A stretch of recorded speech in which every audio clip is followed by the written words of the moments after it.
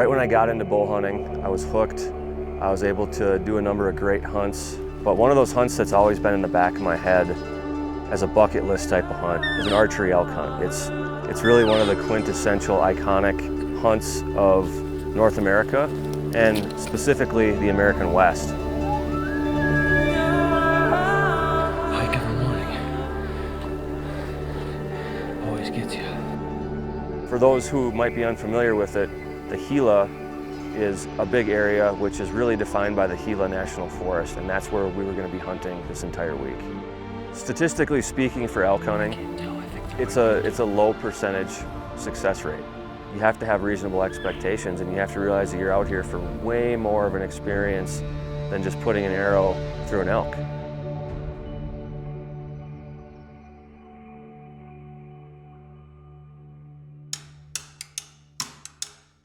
This is a pretty cool town. It's like got a Southwest vibe about it. Uncle Bill's bar over there across the road. So everything's got someone's first name attached to it, so you know you're in a small town. Mike sells quite a few elk calls here through the store, so we're just gonna stop in and pay him a visit since we're in the area. It's not often that he gets to get out here and say hello.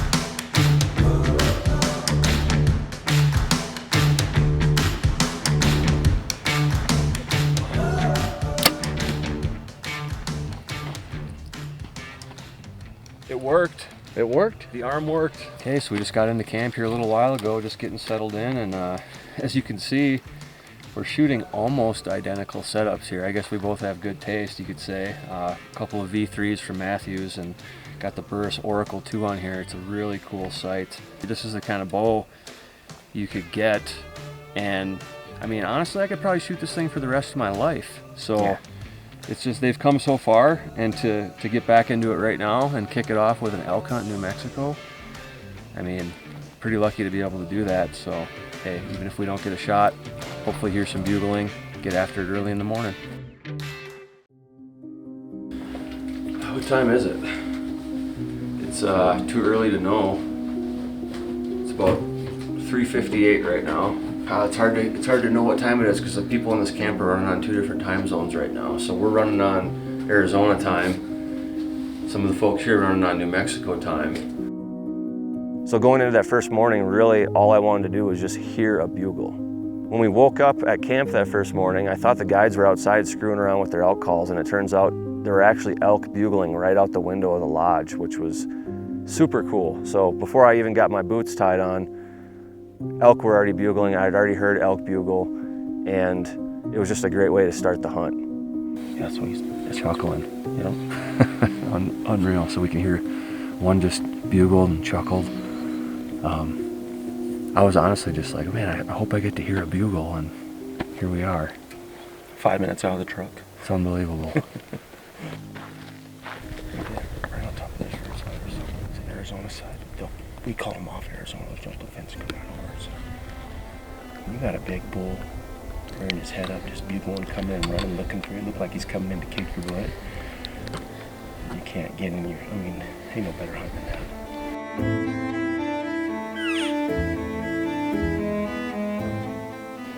We're gonna pack up and move on down the road. We did have some hunters drive in on us here.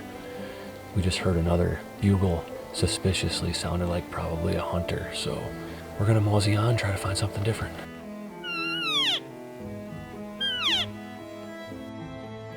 Tommy just brought us up to this kind of knob up here, and it's kind of an interesting spot because literally what you see right here, this fence line, is the state line between New Mexico and Arizona. Just not really getting anything to do, any sort of movement, so we're gonna work our way right back down this ridge and reassess from there. We had a little rainstorm today, kind of unexpected, so we're gonna, hopefully they get up. Its temperature's probably dropped 10 degrees. It's cooler down than usually when it's already dark, so. Yeah, we're just standing over here at the truck, getting our stuff together, and heard a couple of different bulls bugling way off in the distance, so hopefully they're gonna get up earlier than usual and start moseying around, but we're gonna head on down there and sit for the rest of the evening and keep our fingers crossed. Hold your horses, it's too cold to read. Face expressions that mean nothing.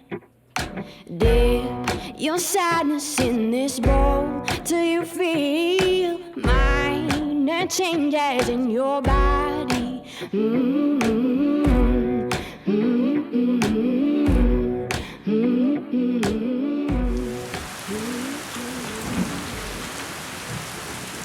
Mother Nature was not very kind to us this week. One morning it was 34 degrees. The next morning was 57 degrees. One morning there was no wind. The next morning we had gusts of over 30 miles an hour. So we just finally heard the bull bugle. He bugled twice. We've had 70-degree highs. We've had 87-degree highs. The wind has never been constant. It's swirled every day, every hour. You get everything set up because of what the weather says it's supposed to be doing, and 15 minutes later it's completely different. Well, we got a lot of action tonight. He was responding to the bugles, into the cow calls, and a lot of bugling, a lot of action. So that was really exciting. That was cool. Over the next several days, we really got a solid pattern on these elk. We found bulls, we figured out a pattern. They were coming onto our side to hit water in the evening, and then they were working their way back up and heading over to Arizona to bed during the day. You're not gonna leave a pattern, you're not gonna leave bulls to go find more bulls, so that's where we focused our efforts and our time, was trying to connect with one of those animals as it was moving back and forth in those mornings and evenings. We even tried our hand at sitting water for hours on end, hoping that they'd get thirsty during daylight hours. While we did have many close encounters, and we did get some great responses from the calling, we never had that one bull that just wanted to fully commit and come running into the call. When it came down to that second to last evening, I really thought it was gonna happen.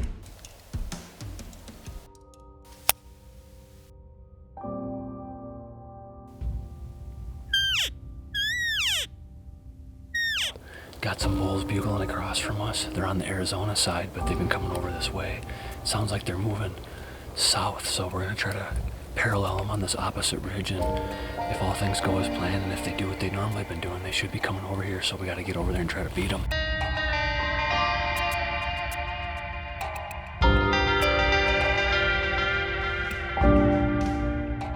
We had this bull that clearly was hanging with some other elk. He was probably a satellite bull, and he broke off. He started coming down the mountain toward us, and he made it down to us just before the end of legal shooting light. And unfortunately, we had forgotten our Montana decoy at the truck, and when he came down, he stood there in the tree line just out of range, watching, looking for that visual confirmation, looking for that cow, because those are the calls that he heard, and he couldn't put two and two together because there was nothing there to see. And going into that last day, I felt like our odds were just as high as they were the first day, if not even higher.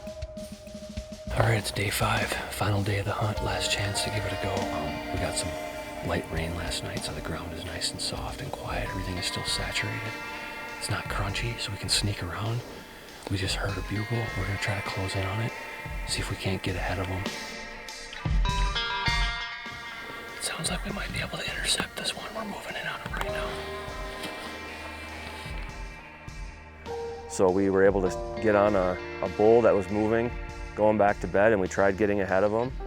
And when we hit that line, right at the state line, we missed him by about 2 minutes. And when we go back to that overall success rate, that's pretty much what was mirrored in our camp here this week. We had 10 hunters and 10 different guides with collectively probably over 300 years of elk hunting experience, and only 2 out of 10 guys ended up going home with elk.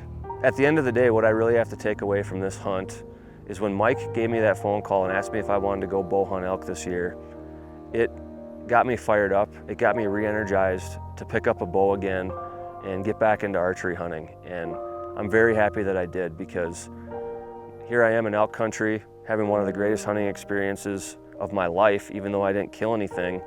And now I can look forward to going back home, rekindling my roots at my family's farm with whitetails, which I haven't done in so long, and climbing a tree stand and pick that bow up and get right back at it.